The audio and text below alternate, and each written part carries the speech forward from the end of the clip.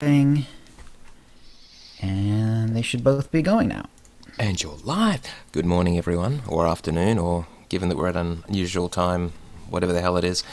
This is OotiniCast episode 313. That's a big number. It just keeps getting bigger, but just not as quickly as it used to. That echo is going to drive me nuts. Maybe I'll turn my headset volume down a bit so I can't hear it. We still want to be able to hear you, Krell. Returning guest Sin and Krolfax, who was at our second Utini Cantina, and he is joining us as well. These two are going to talk all kinds of story, canon, everything. Though, one production note, Chill, that I didn't have a chance to tell you about earlier, I may have to leave after the news, just to take care of some things. The timing has all been a bit screwed up today. So if that happens, if I have to bail, I will either just disappear or say something, in which case, the rest of you, please continue recording, finish the show as normal, and Chill, can you organise getting the stuff uploaded? Of course. Thank you. All right. Anything you want to talk about before we go? This is going to be an editing nightmare.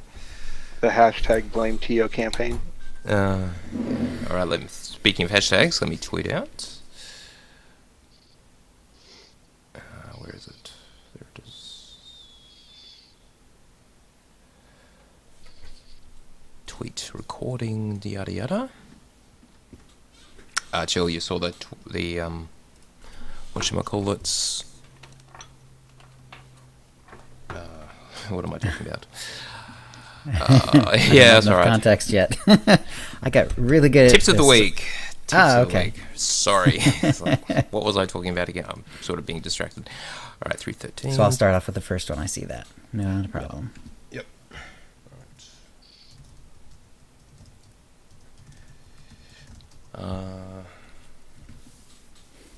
All right. I see no reason not to go live. Not to start running. Let's do it.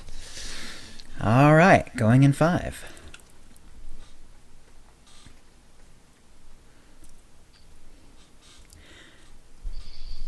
Hi, and welcome to the OotiniCast, the podcast that is an inspired scientist, but a terrible liar. This is episode 313, being recorded on Thursday, July 27th, 2017. I'm your host, Chill, with our producer and co-host, Tio. Hi, Tio. Hey, guys, and I have no idea where that quote came from. From beginning of Rogue One. Really? Okay. Yep. Okay. Yep.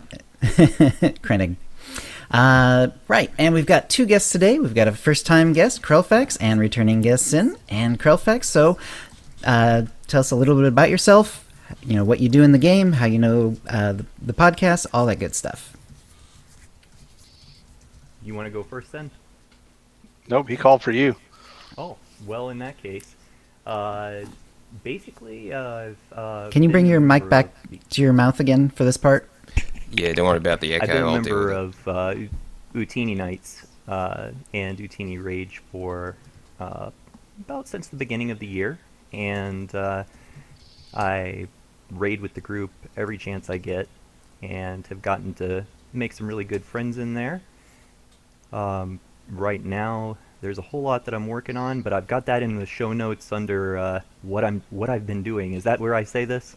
Yep. Exactly. Oh, wonderful. Well, here we go. All right. So like I said, running ops, especially with that recent CXP bonus, but, you know, any chance you get. And Deck is the one that normally organizes those for us. Yes. Decion is one of our generals in the guild. And he does a fine job with that. We have some fun runs, Jar Jar Joy rides, we call them. And we also sometimes take advantage of group finder bonuses. So we run a lot of ops, Nice. and that's a lot of fun. Some of our recent accomplishments, we've completed Karaga's Palace on 16-player. We finished Explosive Conflict, and we have defeated the Sisters of Carnage twice now. Granted, Beautiful. story mode, but still. Running flashpoints with Utini friends. A couple of them that I run frequently with are Solidus and Arath. And I'm still waiting for my last couple legendary pieces to drop from command crates. I want that belt. I want those bracers. They need to be gold. And Basically, I've been trying to really work on my tanking. I started with DVL, moving into Jedi Guardian Advanced class, and really find that it fits my playstyle. But I'm trying to get more precision and get it to be a little cleaner. So basically, my end goal is earning a place with a progression raid team, and right now, hoping that maybe I'll have a shot at the newly reborn Utini Templars. And finally, I have been teaching my cockatiel, whose name is 3PO, the Imperial March and the Cantina Band Song, and I think he's ready to move on to a third now. Wow. Now, if you take a sample of that, we'll include it in the show. Oh, wonderful. Maybe under you speaking. That'd be pretty cool. Just a thought. Excellent. Well, it's nice to have you on board. Well, thank you very much. It's an honor to be here. Yeah. And Sin, how you been? What you been up to? Grinding the CXP like Krell there, and jumping in on ops as much as possible because it's a nice place to get the CXP, sorry. And doing a lot of heroics, trying to make money.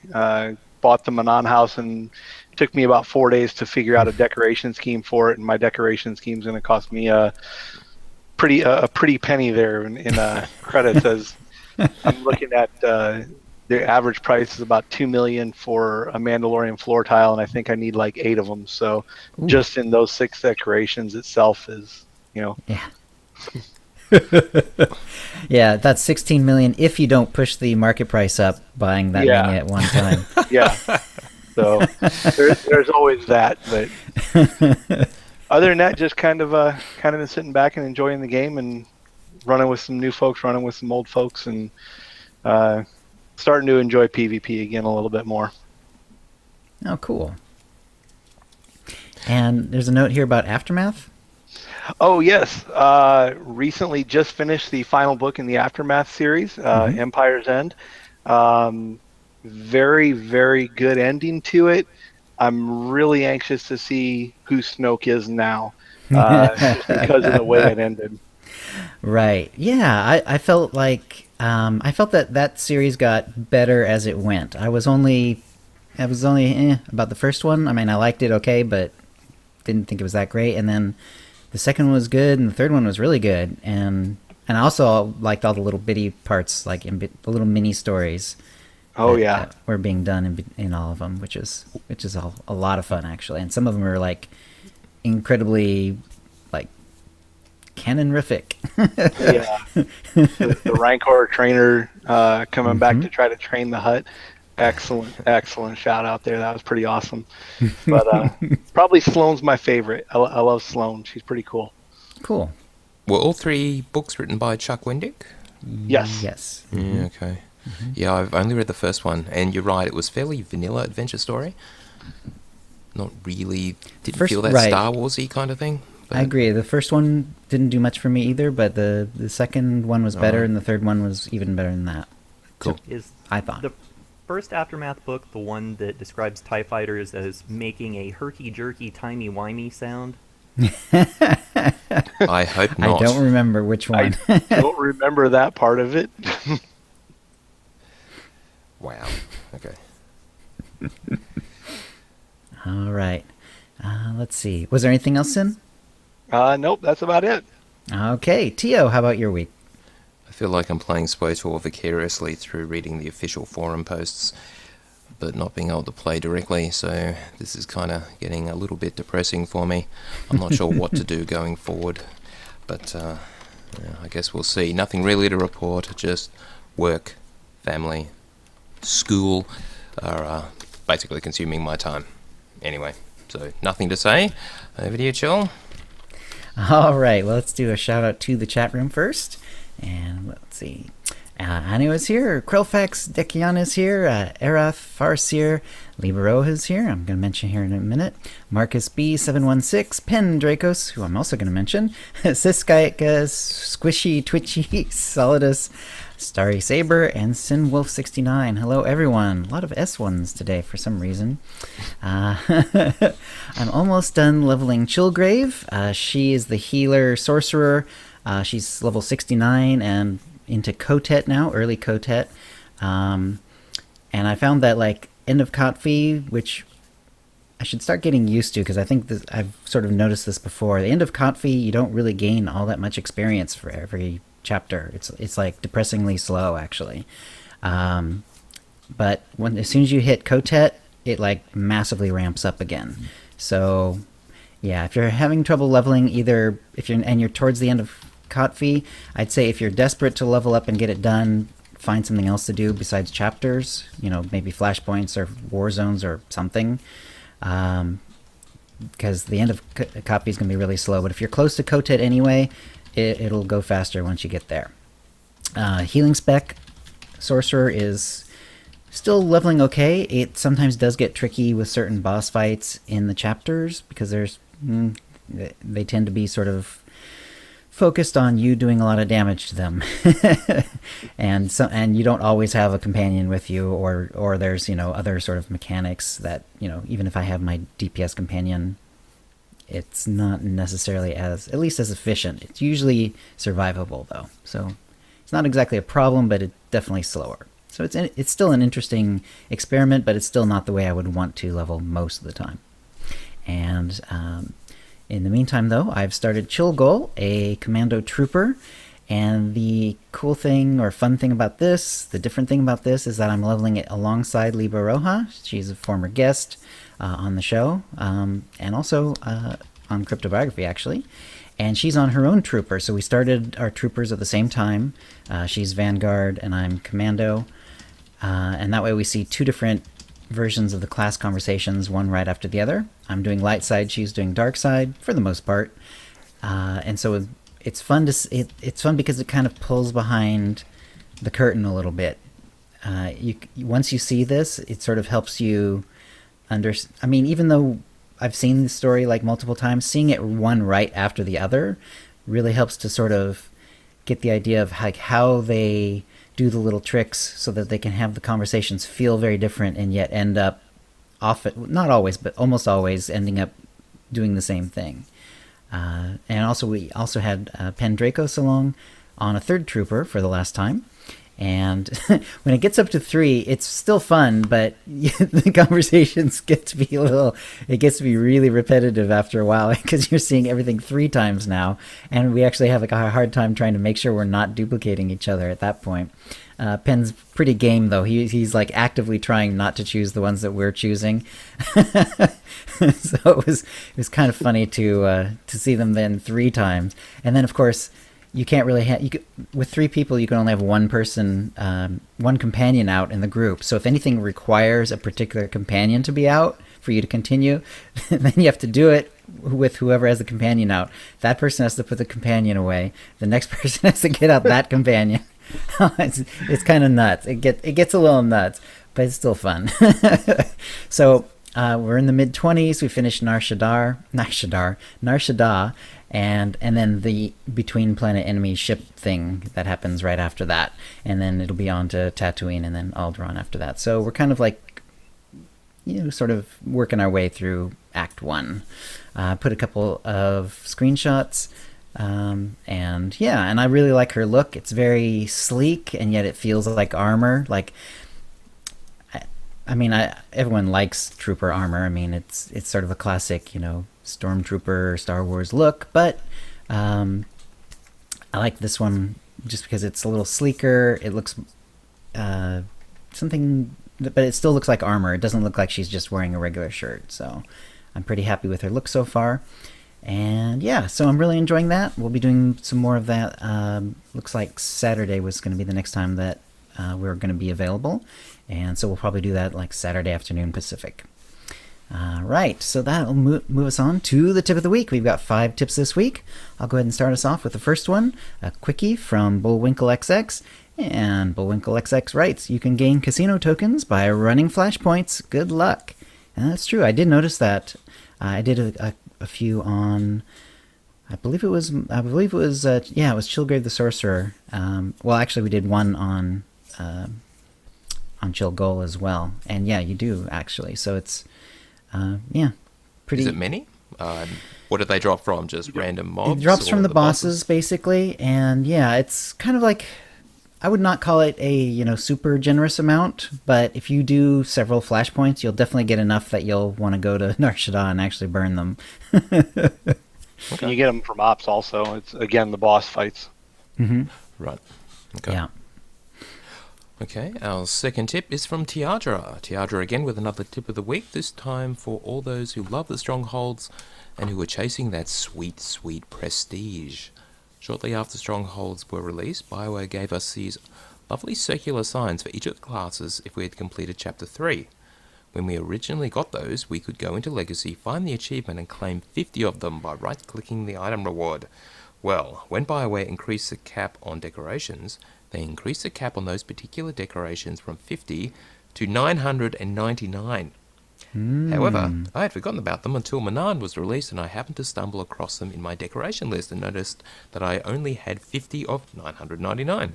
So I decided to go look in achievements and sure enough, if you have the patience, all that right-clicking, you can claim another 949 on top of that 50 of each sign. It is located under Achievements, Location, General, Chapter 3, and you then for each of the classes.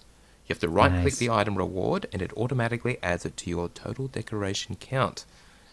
A shame you can't shift-click that, but obviously not.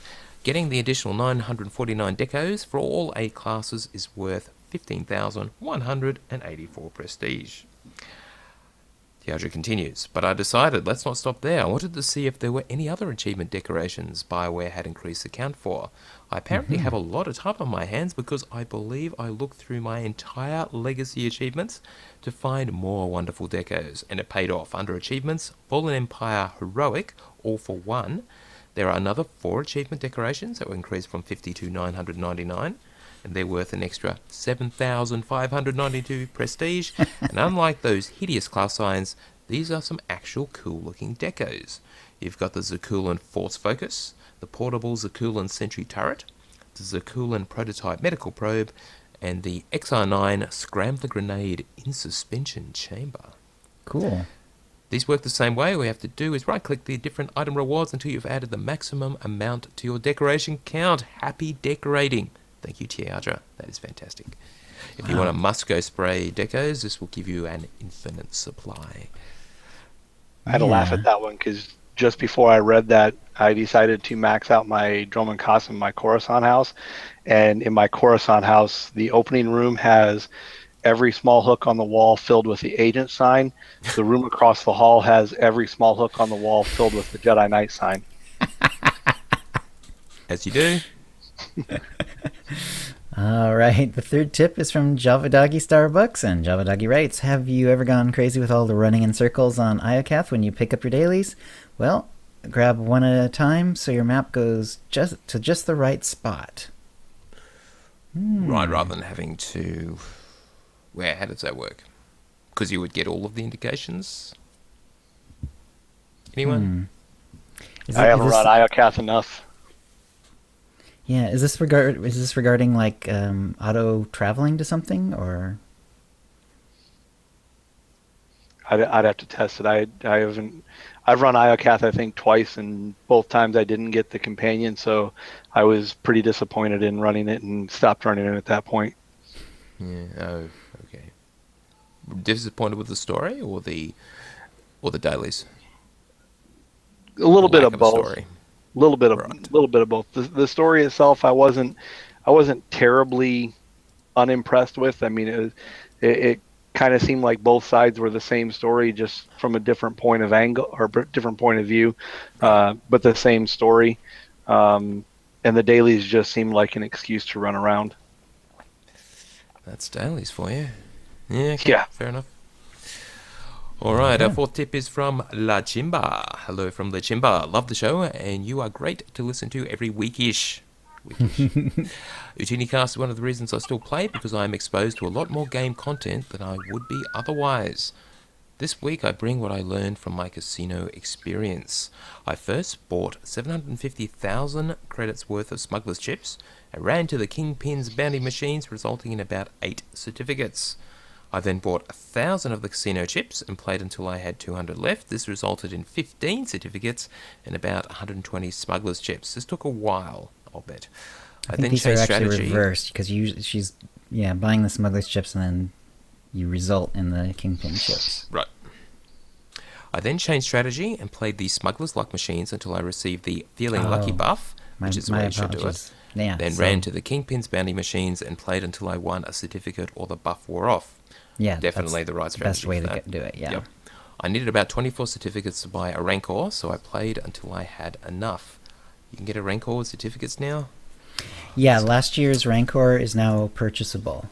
The big prize this year is the Gamorrean Guard. Yeah, Gamorrean Guard Companion. Yeah, All right. but it takes a lot. It takes a lot of certificates, so it's not like you're just given Rancors. Has anyone heard a conclusive end date for that event, or is it still just through August? We do. And we'll get to that in the news. Cool. Spoiler, 22 August. All right, let me just insert something so I can push this back for the last tip. Liba Aroha clarifies, if you've got all the dailies up, then they're all tracking on the map. If you do the dailies one at a time, you can turn each one in as you pick up a new one, and you know where you're meant to complete each daily as opposed to getting very confused. All right, thank you. Okay. All right, where was I? After I finished winning the additional certificates, I still had 25 Smuggler's chips and 157 Kingpin chips left. Wow. I also won a jackpot on the Kingpin's bounty machine, which granted me a Vectron mount. So, it seems that buying the cheaper casino chips worked out better. I also noticed that changing up machines occasionally seemed to help with getting better rolls. It doesn't. It doesn't. Random is random. So, any perceived pattern you think you can see, no, it doesn't work. Makes like you that. feel good. Yeah. Probably just my perception, and Lachimba is right, but I have no way to really know. If there is any kind of bias built into the system based on which machines you're using, then that's terrible.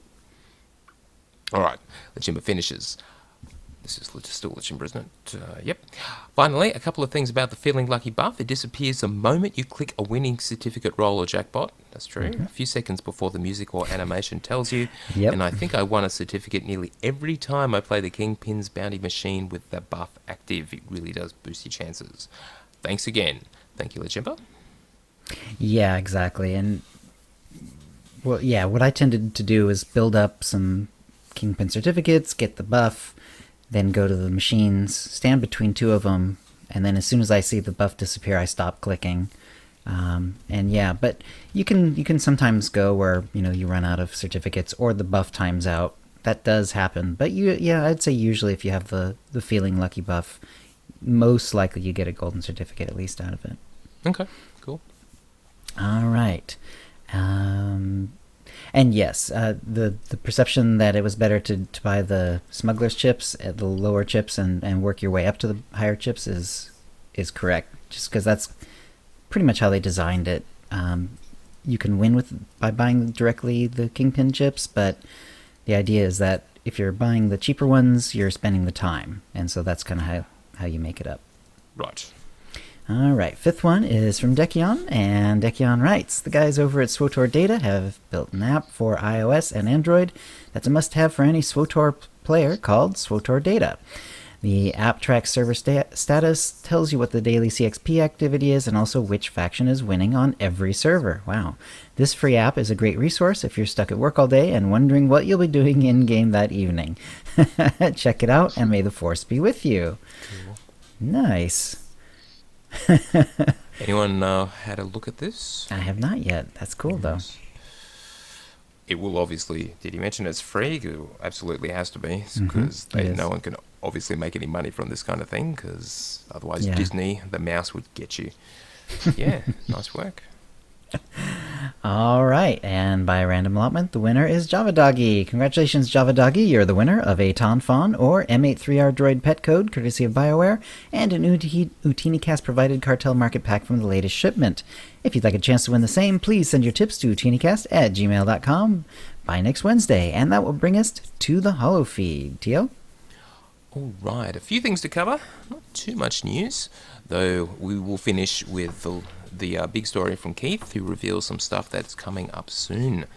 Anyway, now, firstly, the Nashida Nightlife event, Suvada, will end with Game Update 5.4 on 22nd August. This would also be a concrete indication of when Game Update 5.4 is coming. So yes, that's Nightlife event ends then, and Game Update 5.4 arrives 22 August.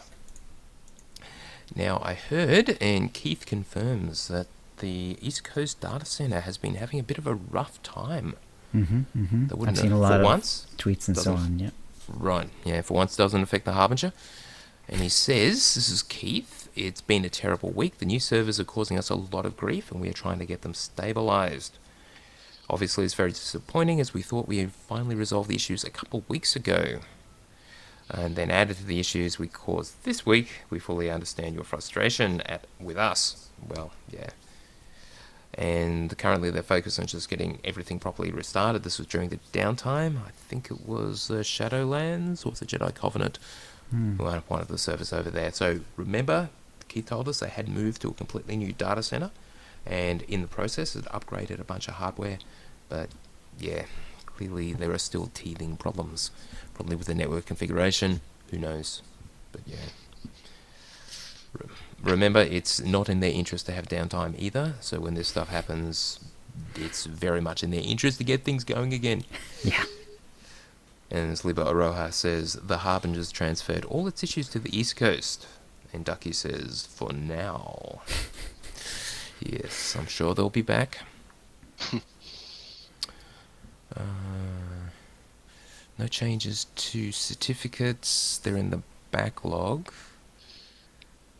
Which certificates were those? Sorry, I'll just have to I restart. don't know, is that the golden certificates we were talking about? Oh, for the slot machines. Contraband vendor. Yeah. Let's just leave that one, because it doesn't really tell us much. Yeah. Confusing. Now, some people were concerned that the Tier 4 command crates, the new ones, for if you are command rank 300 or above, that they changed the drop rates, and BioWare does confirm that, at least as far as I can tell, and I guess I should know, there have been no changes beyond when they did the rebalancing in a previous game update. And just in case you were curious, it is definitely their intent that the item rating 248, the legendary items that Krell has almost all of, are pretty uncommon from command crates. But with the caveat, then you can use operations, etc., to actually get them, or do it via PvP and the unassembled components to get them directly if you so choose and are able to. So yes, rare from command crates, but you can get them the other way if you really, really want them and or need them. So yes. Again, they'll continue to tune these things over time. If you have feedback, keep them coming, but as we were talking about with the slot machines, random is random. And what that means is that streaks happen, and you might think you see a pattern, but a random number generator really is exactly that. Yeah, I got lucky. Go ahead. I got lucky today, and actually from like my third box above level 300, I picked up a pair of gloves. Nice. But yeah, especially since they've purposely made it uncommon, you're definitely going to get streaks of bad luck out of that. That's just especially likely to happen. Now, remember that guy who was asking for the original tracer missile animation to be able to be put onto the cartel market or available somehow, and he said he'd look into it? And the guy's still asking about it because it still hasn't turned up. And what Keith said was he would seriously look into it, but he actually thinks it would be a fun change. Yet, and this is obviously talked to his technical people, allowing custom animations or visual special effects changes on characters is not as simple as it may sound. You know, I can't say I'm that surprised. It's been added to our big list, but right now it's not a high priority change. Right. And if they have nothing else to do, I'm sure they'll get to it. That's pretty tricky. Yeah, I can imagine that, if it wasn't already sort of built into the system, like having the idea of having changeable or custom, or random or otherwise, alterable animations. I imagine adding the very first one is going to be the hard part. And once they have a mechanism to do it, they can then continue to add the rest. Yeah. Right. And then another player on the official forums complained, gasp, someone's complaining on the forums, that why are you even talking about the animation where there are these game crashes and video not working and preview bugs and from 2014, years ago. Anyway, so Keith responded to that. Firstly, he said about the Windows 10 crashes. You may remember we talked about those a while ago. Mm-hmm. They were fixed by Microsoft, but you do have to update to the latest version of Windows, which was yada yada build 15063.483, which I think is the creator's update. I was just looking at this the other day. So if you're on the latest version of Windows 10, you should be okay. Speaking of which, apparently, even though Windows 10 is going to go on forever, they are going to stop pushing it out to certain platforms. Apparently there was some Windows 8 or 8.1 laptop sold on a sort of funky version of the Intel processor, which didn't last long, and they're no longer going to get security updates after a certain point. Yes, but for most of us running desktop machines for playing SWTOR, should be okay. Anyway, so that fixed the Windows 10 crash. The preview bugs, yes, they know. They made a variety of changes, as we've seen over the years, and it still needs a lot of work. But, just like that animation, it doesn't break the game. And so when they prioritize, they focus on things that actually do break the game. So, as long as it kind of works, and as a software engineer, I know all about this, is the bug, can you kind of live with it? Does it sort of work? Is there a workaround? There is. Okay, so just live with that, and we'll just add it to the list over here, and I'm sure we'll get to it one day. The problem is when they find new problems, they get added to the same list, and a priority list means the high priority ones bubble up to the top, and yeah, lower priority ones tends to languish in bug hell, so to speak. Now, someone asked about DirectX 11 and 12, and Keith wasn't sure, and he's going to look into it. So the big advantage of that is, I think SWTOR is pretty much stuck on the DX10, which is like years out of date at this point.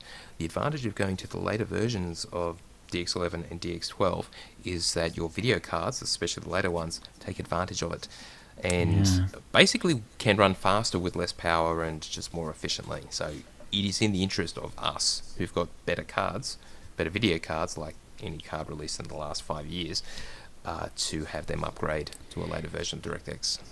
Yeah, and am I remembering this correctly, that when SWTOR launched, it was on 9, and they did at some point move it to 10? Oh, actually, maybe they're still on DX10, DX9. Are they still on 9? Okay. I don't know. I'll have to find out. The sarcasm is strong with this one. Who are you talking about? Her? Liba? Talking about Liba, yeah. Yeah. What a shot. Chat room's The going one day- nuts. The Yes, one day sorry. never comes. Yep. Yeah. Now, he has updated the roadmap thread. He hasn't updated the roadmap or published a new one, but he has published what's coming, so we'll get to that in a moment. But he does say, big picture-wise, this is still Keith, of course, because his communication is just fantastic. He's re-engaging all of their systems, SWTOR systems, including operations, flashpoints, PvP, story, Galactic Starfighter, strongholds. And are they ever? There's news on that, new stronghold, but anyway. And yes, quality of life, which means bugs and changes with specific focus in mind, such as group finder, performance, both on the server side and the client side. So client side affecting graphics typically, server just general game performance. Gameplay experience, removing steps like auto-completing missions, which would be nice. Yeah. Yeah. And they will also add or extend story content, but their primary focus this year is multiplayer and repeatable content. Remember, they let that languish for a couple of years, and so they do kind of want to get back to it. And yes, they do have a master list of bugs in their internal database. Just a bug tracking system, no doubt, and they triage, fix the important ones, just like I talked about earlier. And when they're, and this is fairly typical, when they're touching a certain area, fixing bugs or enhancing a particular system, they will look for bugs in that area. So if they're touching the code at all in a general section of the system, of the general system, they'll also, because they're in there, they've cracked open the files and they're just in their code itself, they will try to fix any other bugs that are affecting that area. That's, again, a fairly typical thing to do. That makes sense. I mean, even if you weren't looking to fix those bugs, it'd be good to know what bugs are out there so that you can like see what else might accidentally get broken or what you might have to contend with or whatever. Oh yes, absolutely right. And they apparently have a bug forum, and that's reviewed every day too. And issues provided to QA team. So if you have something specific, especially a game-breaking reported in the official forums in the bug forum, so that guys can look at it. And if you discover an exploit, remember, just send a private message on the official forums to Eric Musco, please. Cool. Now, let's get to the really good part. They're quite a few weeks away from publishing the next 90-day update of Keith's roadmap, but they have solidified their content plan and release schedule. And that's the details we'll go through now. And remember, none of this is set in concrete, but it's probably not too bad in terms of expectations. This is what will be released on August 22nd with Game Update 5.4. Just a few of the highlights. First, the new Flashpoint they've mentioned previously, Crisis on Umbara. New planet Umbara. Flashpoint will launch with all 3 difficulties, Story, Veteran, and Master. And for the Master mode, they're trying something new. And they may do something similar for all Master Mode Flashpoints in the future. Specifically, you will need to have an average gear rating of 242 to use the Group Finder. Now, if you've played other games like World of Warcraft, their Dungeon Finder does something similar. You actually have to have a certain item rating if you just random in. If you have a pre-formed group, it doesn't matter. You can go in with a lower gear group. But if you want to use a Group Finder, just soloing in with a random group, you will have to have 242 or higher, and they're going to add something to the character sheet to show your average item rating, so you can see where you are. Oh, that's cool. Fantastic. Yes. That'll make prepping for ops a lot easier too. Absolutely true. Oh, for sure. It'll ease a lot of frustration when it comes to grouping. Yeah, great. Now, the Umbara Stronghold. Stronghold? Another one? Didn't we just get Manan? This is the most unique stronghold yet, as you will be able to decorate your own moving train. That's awesome. But you'll need to complete the Flashpoint, Crisis on Umbara, a few times to gain access to the stronghold. They'll tell us a few more details in a post. So that's really good stuff. Companion customization, you'll be able to decorate Senya, dress her up as your Space Barbie. And they're going to add some hairstyles for Lana, Koth, and Senya. Actually, no, they're going to add Lana, Koth, and Senya's hairstyles for your own character, if you want to use them. Interesting, yeah. I like the idea of the train in the stronghold. That's really clever. It's clearly what happened was they were looking at it and they were saying, okay, well we've done, we've got Desert Tatooine, we've got Underwater Manan, we're kind of running out of like flavors, what else can we do to make a stronghold unique and special, and flavorful? And they someone came up with the idea of having, essentially moving triggers that you can decorate, hooks that you can decorate. So that and they figured out a way to do it. So that's really cool. Well, of course, it could just be static rooms, and you just appears that you're a train, so you look out the window and stuff is just moving, but everything else is just. I don't know. That's not how I pictured it in my head, but maybe they're accomplishing it that way. I hope so. Even if that is the way they're doing it, that's still a heck of a lot different than what we've got for any other stronghold. So. I mean, they do have external to stronghold decorations now with Manan. You can throw statues and stuff underwater. Yep. True. It's all good. All right, speaking of quality of life, companions can now be summoned while moving. What? Speaking of the quality of life updates. Yeah, that's good. For me, that's not a huge one because I always have to click on it in the lower left anyway. At least that's where I have it on my UI. Sure. But if I happen to bump my, one of my move buttons, at least it won't interrupt it anymore. So it's all good. Or click it and then immediately run. That's all good too. New feature on the in-game preference screen has been added for higher graphic settings to improve the realism of contrast and shadow. So again, they're just tweaking the game engine in terms of what it's presenting on the screen. So that's good. I missed that. I'm gonna have to check that one out. Well, in-game update 5.4, yes. Oh, that's right. This is not Yes, live still yet. is it? coming. Cool. And class balance. A few more disciplines are getting that nerf bat, or perhaps uplifted to godliness, but as in the actual target values.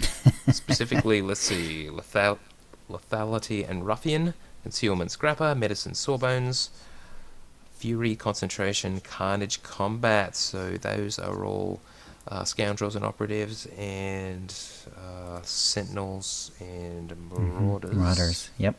Yeah. Yes. They're the ones who are getting the treatment next time, so hold on to your hats.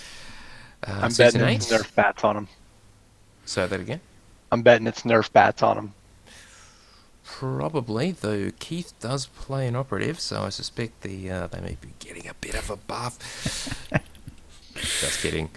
Dekion's wondering if the movement for quality of life for companions while, summon while moving, if that's going to be like a cost unlock like the mounting one.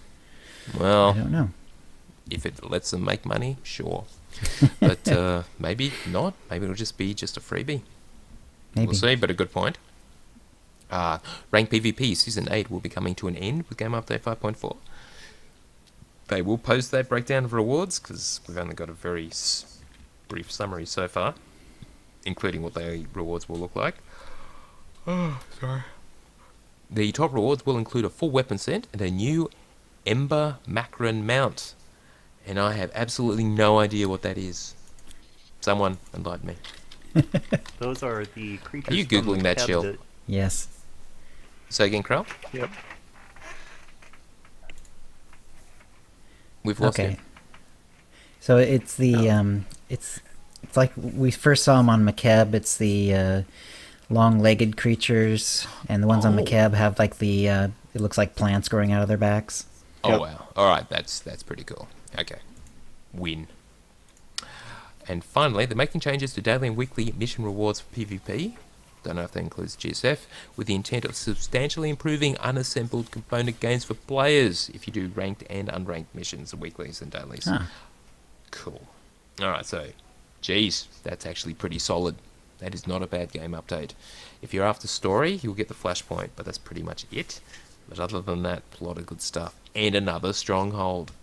Does that mean the effective bonus you'll be able to have 7 strongholds unlocked, and your conquest bonus will go up to 175%? Right. Will they all be unlockable or open and available at once? Because they haven't always in the past. So. Yeah, I know, but it seems they've worked out that they actually can have as many as you like. Maybe because only one of your however many can be active at any given time in terms of the server load. I don't know, but we'll see. Now, keep in mind the goal for this year was to put us on track for providing new and challenging multiplayer content while addressing all the gameplay systems in SWTOR. And yes, they are certainly ticking those boxes. It does mean spreading content out over the year, and they're doing that too, because, God, it's almost August. Yeah, but they still believe having access to content sooner is more desirable than having to wait a year to get it all at once in an expansion. And what does that mean for an expansion? Does that mean they've gone the Windows 10 route and we will never get it'll always be 5 point something because there will never be a 6? There will never be an expansion? I don't know. Yeah, interesting. And Keith responded to some more criticism, harsh stuff. As he says, a lot of criticism in this thread, a lot of good ideas, some confusion, a bunch of frustration, and a ton of passion about SWTOR. Yeah, people saying the usual stuff. And Keith is just saying, and he says, I've read some of you are tossing in the towel. Well, they always threaten that. Then they can't post on the forums anymore. Anyway, that obviously saddens him as the games get better than when everyone works together. And that's true. Let them know what is annoying you and they'll do their best to fix it. He values your input, understands your frustration, but in the end, if you want to nick off, he hopes you'll come back eventually. Can't say better than that, I think. They are listening and communicating, so... Right. Yeah. I mean, it's kind of a part of the job to be able to have to deal with, pretty harsh criticism from the public. I mean, that is basically in the job description, but he seems to be handling that quite well. So, and he definitely has a bit of the the diplomat in him, where he's meeting things head on. He's actually answering the people who are angry, yet he doesn't ever seem to lose his cool. So yeah. And the negative voices are almost always the loudest in any kind of forum like that. Mm-hmm. True that. Mm-hmm. All right. Anyway, Game Update 5.4 coming August 22nd with a lot of good stuff. Now, one other bit of SWOTOR news. This is a tweet from Charles Boyd out in Los Angeles for SWOTOR voiceover recording. Always such a pleasure to watch the actors do their thing in person. So what cool. are they recording? Is this for the Flashpoint, or is it... No, actually it can't be. That's coming up too soon. That's too Must be soon, for yeah. something else. There's Mm-hmm. story coming. This seems like the right time of year to be like a story expansion of some sort. Yes. Whether an actual expansion or not, but Yeah, which they haven't announced. But Can't whether there's an wait. expansion or not, there's clearly going to be more story of some sort, because otherwise, no need for the voice actors. And if you remember, Charles has said that whatever they're going to do is going to potentially raise some eyebrows and annoy some players, so they're taking the game in some direction. And clearly something is in mind. Right. Well, that's going to happen every time they change the game, no matter what. So, Yeah. but maybe it's just sort of a little heads up that it's going to be a little bigger Yeah. change than usual. All right. Now, speaking of theme parks, which we weren't, you may be aware that in Disney World, in Orlando, specifically in Hollywood Studios, as I discovered when I got there, Disney World is actually made up of 4 different theme parks, and one of them is Hollywood Studios, and that is where they are building the new Star Wars area, and they've given it a name called Galaxy's Edge. Galaxy's Edge. All I saw of it was massive partitions blocking it off while it was being built, so I didn't see any of it. But you can now, they put a video up on YouTube where you can actually do a fly-through of what they are planning. The Imagineers from Disney. Which they've been called that for decades. Indeed. And wow, it's incredible. Just incredible. Watch the video. It's just stunning. So, in a few years when it's available, I don't think they said when it's going to be out, but we're looking at least 2019, I believe, if not. Maybe, yeah. I don't know. Did It's you see amazing the what they video? can do, though. Did you see the video that talked about the hotel? Oh, yes. Yes. Apparently it's For- a hotel it's themed like you're traveling on a starship, and when you go into the hotel, it's like what do they call it? A kind of, the whole- murder mystery kind of things. Well, that Yeah. and the whole thing keeps you immersed in the Galaxy's Edge setting. So even what you do in the hotel carries over to your magic, whatever wristband it is, or all that. I think if I did the math right, it's if you stay an entire week at that hotel for just one person, it would run you about $3,000 for the week. Oh, God. Yes. I guess Disney also has hotels associated with the parks, and you can stay at the hotels, and I assume there's some sort of discount to get into the parks. And the parks are really expensive, as I discovered. But anyway, I suspect it would be worth it to do that hotel and everything. Yes, Libba that would be Roja, pretty we will amazing. take our kids. One day when they're old enough to appreciate it. Yes. Not when Quite they're a while in 4 the and they future at won't this remember point. it. Yes. Yes. All right, last bit of news I wanted to touch on was Anthem. So, firstly, this is the new game from BioWare. It's not SWOTOR, obviously, but it is our good friends from BioWare. Casey Hudson, who disappeared 3 years ago, is coming back as the general manager. Now, he replaces Casey Hudson. Both those guys are veterans from the old days. They worked on Knights of the Old Republic way back in the day. Yeah, so anyway, it's changing of the guard, but things seem to be going pretty well with Anthem. Not that we have heard much more about it. Though, there is a bit of marketing stuff. There's a video out there. They're building an Anthem corn maze. Yes, watch the video to see this. I missed that. They sort of plotted out a maze, and part of it in a cornfield, and then as the corn grew, it actually shaped out the maze, and there's a javelin. One of the characters you play in the battle armor in the cornfield. Anyway, I'll link to the that kind of thing always strikes me as gimmicky marketing crap, but it's kind of cool. I guess I got a big budget for that, but I hope the game's really good. But anyway, Yeah. so Yeah, the clearly videos are very something's pretty. happening. Yeah. Anyway, that's the news. All right, that'll bring us to the Force Feedback, where we read out your tweets and emails. And starting off with Johnny, Born to Eat Bacon, who writes, "Hey guys, noticed something I found, and I thought I'd share with you. 2 new blasters were announced today." And then, go Before ahead. we go any further, I believe the big thing with these blasters, besides what Johnny's going to talk about, is the fact they have holsters. So as you know at the moment, when you are wearing a blaster, it's just sort of attached to your hip without a holster. But now, when you get these weapons, they will come with a holster. So that holster will presumably, I haven't seen one in person yet, actually stay attached to your waist when you draw it. Yeah. So it adds a whole new dimension. But anyway, Very nice. sorry, continue. Yeah, the well, there's a little funkiness on the picture in the show notes, at least that I can see. But it does.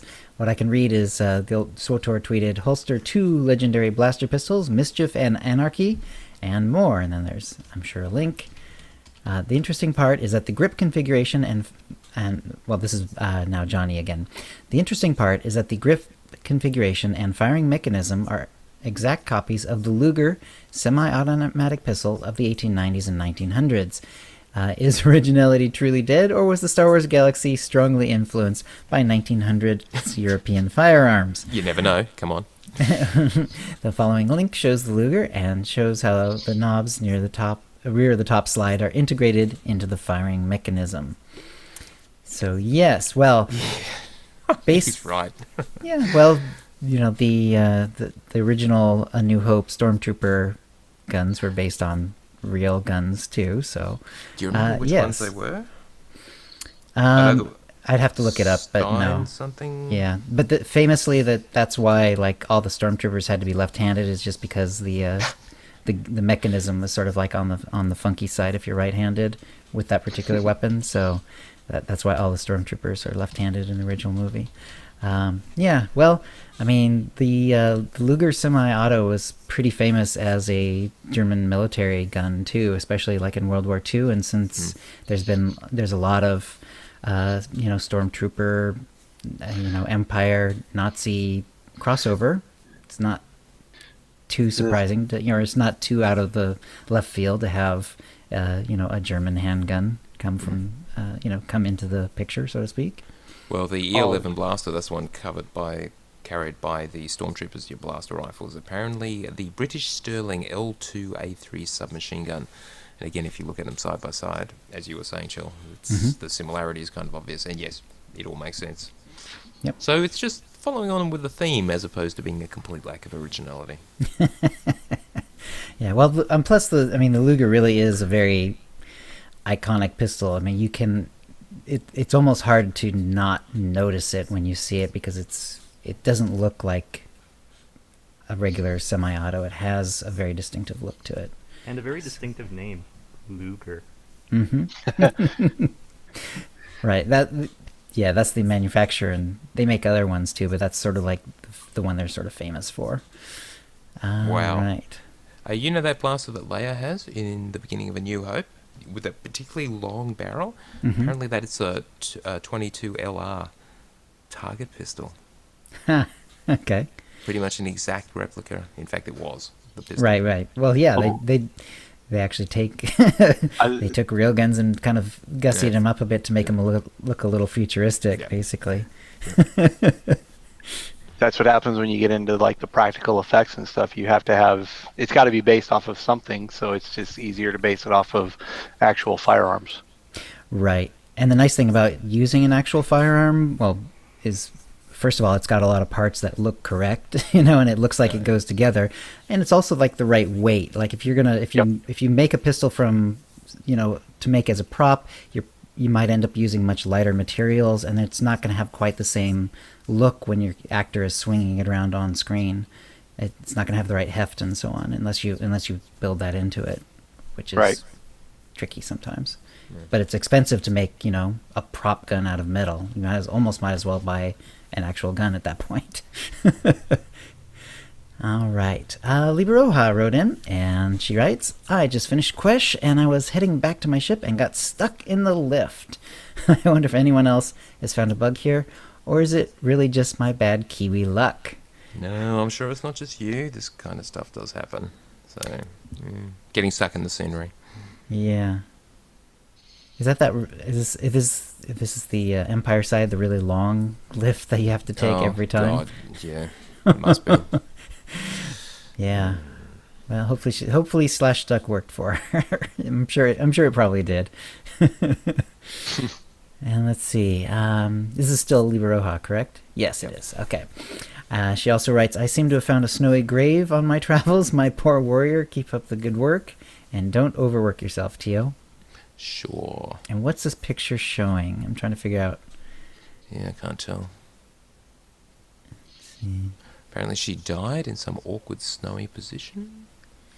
Yeah. I'm sure she'll clarify. Die below an Hopefully ice she'll shelf. clarify in the... Yeah. And she did confirm it is the Imperial lift, yeah. All right. And by the time she had written it, it was unstuck. That's funny. There you go. She also writes, running around with Chill on Monday afternoon. Yes, I know I should have been doing coursework, but I literally don't have anything to do. And that was true. It was like just the beginning of her term. So, yeah, she hadn't been given any work yet. I found a few bugs that were interesting. Oh, and Chill's companion seems to be contorting awkwardly. And let's see. A couple of Yeah, bugs. they get the weird twists when you get just a little bit elevated above them, or if you're going down an elevator with them, they're looking to where you used to be. So Yeah. Right.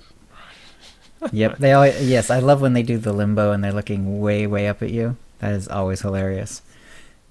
I mean, the funny thing is, though, even though it's awkward looking, it's basically correct. I mean, it's not like the game just breaks it and has their heads swivel up in an unnatural way. They actually bend their whole torso and everything backwards. Yep. So it's awkward looking, but it's also sort of natural in a weird way. Where are you going? What about me? Yeah, and the top of those three ones actually shows the instance selection. So if you're doing the class story and you're leveling alongside a friend, you have to go into options, and then it's social, and in the top area, it'll I can't remember the exact phrasing, but it's something like you have to click it on so that it's join other players with the same class story, something like that. allow access to the same class. Allow access. Yes, exactly, to same class story. Thank you. And that otherwise you'll always run in and it'll automatically create your own. But that way, once you click onto that, you can join each other's and you can see each other's conversations and different conversation options and so on. And one other thing we found while we're doing that sort of leveling together thing is that if the next, like you know how you finish a conversation and like a good chunk of the time, like almost half the time, there'll be a holocom button where you have to do the little holocommunicator to speak with someone as the next thing you need to do. Right.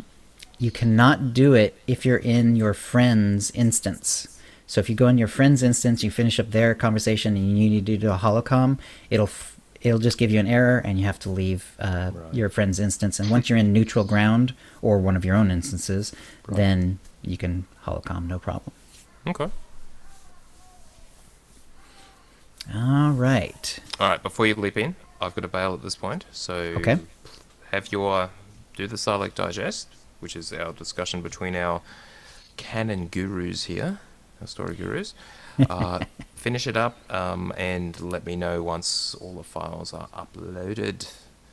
And please don't go longer than half an hour. 20 minutes would be great, but let the conversation flow naturally. Good luck, gentlemen. All right. Thanks to you. Have a good one. You too. Thanks, Tio. Hope everything's good for him. He didn't mention what it was regarding, just that he has something to go to. I'm sure it's nothing. So, all right. So that will bring us to the Sarlacc Digest, where we go over the issues for 1,000 years, or until we run out of time, which Tio assures me must be 20 minutes or less.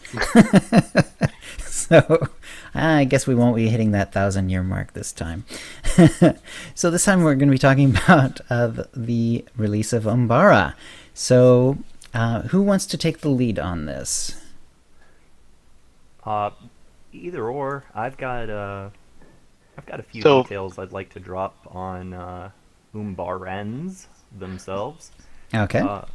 And we also had some other things that might come out of the crisis. So if you want to go on the stuff about the crisis first, otherwise I could start with the Umbarans then. I was gonna actually start with like a timeline, give people an idea of where we're at. So, figuring everything is based off the Battle of Yavin. Star Wars has been since basically the creation. SWTOR itself started around 3,600 years before the Battle of Yavin. The date listed on Wikipedia is 3643 before the Battle of Yavin. The next advance comes in Kotet, which hits 3637 to 3631, figuring the years that you're in Carbonite. Kotfi is set 3630 before the Battle of Yavin. So 3,600 years before the Battle of Yavin is where we're at, supposedly, canon-wise. The reason I bring this up is because everything that's published on Umbara right now, the earliest thing starts 2,000 years before the Battle of Yavin. So there's a 1,500-year gap that is basically blank that SWTOR is going to be stepping into. Wow. Okay. So that does leave, yeah, that's quite a little conundrum there. and yes, I actually had to take notes as I was doing this stuff. So go ahead, Krell. What do you got for Umbara? Well, I did a lot of digging into, since we're here in Star Wars The Old Republic, we're playing in the legacy, the old expanded universe canon. So I really dug into all things Umbaran, and I'll spare you some of the more tedious details. But there is some interesting facts as it relates to the Old Republic era itself that I have here.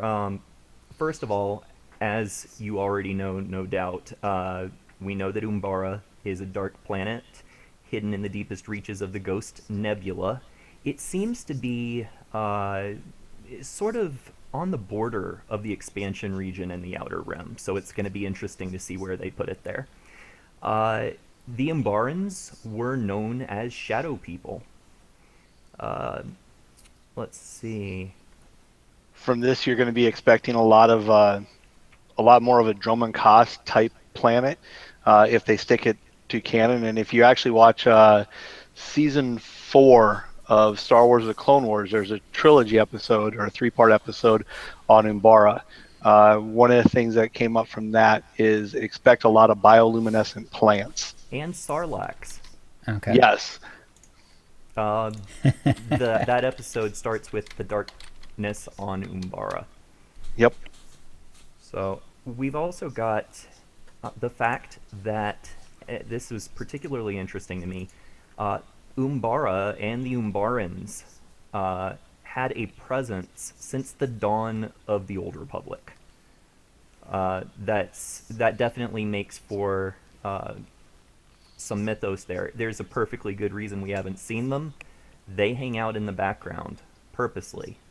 It's not that they're truly disengaged in terms of observation, but they are watching from afar, basically, and influencing things perhaps behind the scenes through non-Umbaran agents.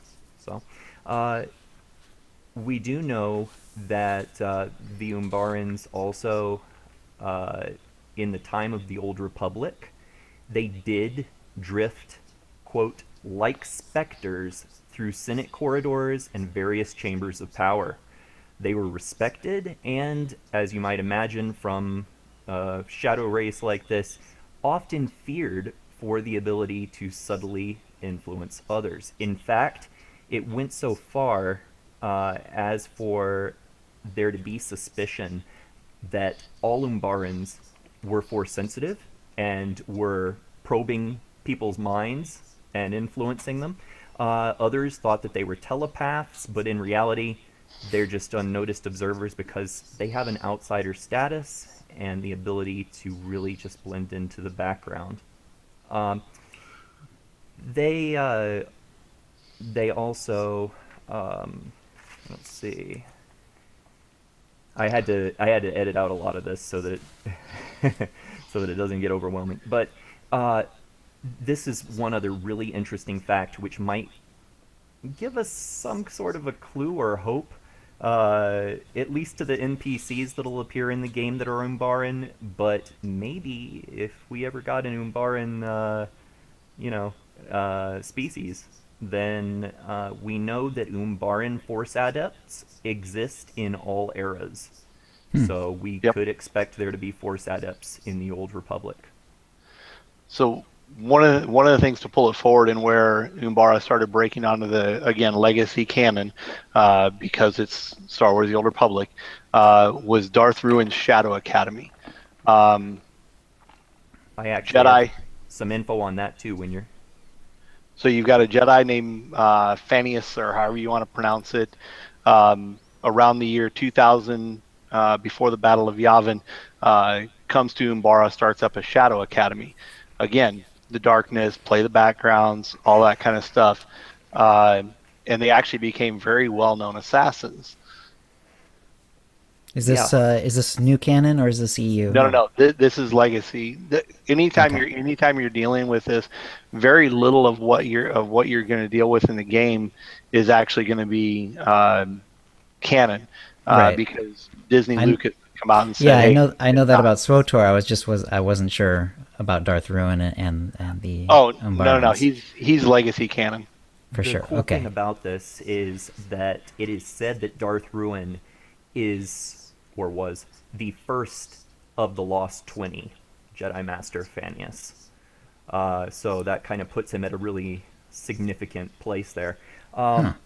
I have one of the resources that discusses Darth Ruin is the Jedi Path. Uh, Yep. that is a in Legends canon resource. It actually exists. This book exists within the Legends canon itself. It has an interesting history, but what it says in relation to Darth Ruin is that he basically was the cause of the fourth great schism in the Jedi Order. It was said to have begun a millennium ago, from the time that this was written, and that was written in 115 BBY. Brought on 1,000 years of fighting, the ascendance of Darth Ruin and the Sith, and the plague that provided the drumbeat for what was truly the Republic's Dark Age. It was a military campaign that nearly brought an end to civilization. That's from Jedi Master Wesley Quist, Chief Librarian of the Jedi Archives, at the time that was written from that book. The way that this is interesting is that there's no doubt that dozens of Jedi leaving the Order to follow this fallen master who's become Darth Ruin is no doubt a crisis. So, although I can't guarantee anything, and it's all speculation, it would be really interesting if somehow this was worked in. Now, as Sinwolf said, there is a time discrepancy here, but I've noticed that when things are spoken of according to this time period, it's actually very kind of vague. They'll say a millennium, 1,000 years. It's not so precise. Right. So there's that, and I think that gives wiggle room. I think what Keith said about how it might upset some fans, well, if they were to bridge that gap in some crazy way, carbonite anyone, it could make for something interesting, but there's no doubt that what Darth Ruin created, the Sith Brotherhood of Darkness, and by operating a Sith Academy on Umbara, which was under his control, basically training those pike-wielding Sith assassins. Yep. That certainly would create a very interesting antagonist. It would really give a direction after what's happened thus far, and kind of wrapped up a bit of a, story on Iokath. And they're very interesting villains. They have the ability to mask their presence in the Force. It's a form of Force stealth, and with him leading it for whatever time period that Darth Ruin is leading the Brotherhood of Darkness, it doesn't so much matter how long his reign was. It's that it eventually did lead down to the Sithari Darth Bane. And the Brotherhood of Darkness existed all the way through there. Right, yeah, exactly. And you're right when you're saying that the timeline's a little fuzzy, because even within that sentence, it almost doesn't make sense, because they're saying the Fourth Great Schism, which occurred a millennium ago, brought on 1,000 years of fighting. Well, if you take that literally, that means it started 1,000 years ago and the fighting ended yesterday. Right. That's basically what that means. And clearly that's not that's not what's being implied. He's being implied that it happened, quite a while ago and then ended less of a while ago. I think of it a little bit like Obi-Wan says, 1,000 generations of Jedi Knights. Although what happened with SWTOR is they actually they took that and they pretty much did the math just right to figure out exactly where it should be in the timeline. Right, which I love, and it's a little abbreviated in the new canon. Right. But fortunately, that's not what we're working with here. So I think it leaves a lot of leeway and wiggle room to get creative. And the fact that you're not dealing with an actual canon means that you're exactly right. There's wiggle room as far as, okay, when did this happen? When can we pull this in? But I think I think one of the things you're going to miss, I don't think you're going to see Darth Ruin as your main opponent, as your antagonist here. And that's actually one of the other things I wanted to talk about. So one of the big things with BioWare and with Knights of the Old Republic, the whole series, has always been centered around a really strong story. And in order to have that really strong story, you have to have a really strong antagonist. So now you've got Darth Revan was one of your main ones, or one of your first ones. You've got the Mandalorians that face Darth Revan. So you've got your whole great story. Well, now we move into Star Wars The Old Republic, and you've got the Sith Empire and the Republic falling in on each other, and you've got the evil of the Emperor. You wind up going back into Revan again. Then you go back to the Emperor with the whole Valkorion and his children's storyline. So you've got a really deep story behind your opponent. It's somebody that you can really dig into. So we know Valkorion's storyline ends. We know Revan's storyline ends. So who do you bring in that has a background story at this point? Well, the great point that I'd like to make there in response is that perhaps the antagonist isn't so much Darth Ruin or a particular villain. Perhaps it's the new Sith Empire. Perhaps it is the Brotherhood of Darkness. And that opens limitless possibilities for all kinds of nasties out there. Yep. So now you look at your companions that are missing. You've got a great hook for those companions that are missing right now. Like Dekion just said in chat, you've actually got Malgus is still alive. You've got Scourge, who is missing from the Jedi Knight storyline, who has always been the Sith Emperor's assassin. Never actually fell away from the Empire, just fell away from the Emperor himself. And was conspicuously absent in the destruction of Valkorion storyline in Kotet. Like conspicuously missing. Like when you're done with it, I mean, if you've done that class at all, you go, well, where the hell does Scourge go? Why isn't he here? Why isn't he showing up? That is his main companion storyline, is all about the Emperor, and yet exactly, we're killing the Emperor, and he's nowhere even mentioned in there. So then you move into some of your other characters. I believe you've still got a couple of bounty hunters or Mandalorians missing. Akavi Spar comes to mind. Mako comes to mind. Trying to think of who else is missing that kind of fits those marks. Right. Well, They there could weren't a lot all of be interwoven. Mandalorians, but yeah. They could all be interwoven with that Brotherhood of Darkness. And of course, the reason we bring up Darth Ruin initially is he is very much an Umbaran himself. Oh yeah, oh yeah, and it's wonderful, and I think that's a very strong way that the story can go. I look forward to seeing, especially for players that love the unique lighting, and they're moving up the graphics to where you're going to get even more visual. There's a great YouTube video that shows from the lowest to the highest setting of graphics how drastic the difference is between the two. So now they're enhancing the graphics even more, and you're moving to a planet where lighting is going to be everything on that planet. Yeah, you're absolutely right. I think maybe that kind of foretells a little bit what the setting is going to be, what the general story is. They're taking us to the darkest world in the Old Republic. Yep. Oh yeah, Dekion brought up one. Kira, daughter of the Emperor, fell or embraced the dark side on one of her stories. There's another shadow that you can lose into the Brotherhood of Darkness there. Yep. I hope not, because yeah, she's my main's wife. So Hey. that could be, I don't know. Is that grounds for divorce? I hear if they're dead, it's not really a divorce at that point. No.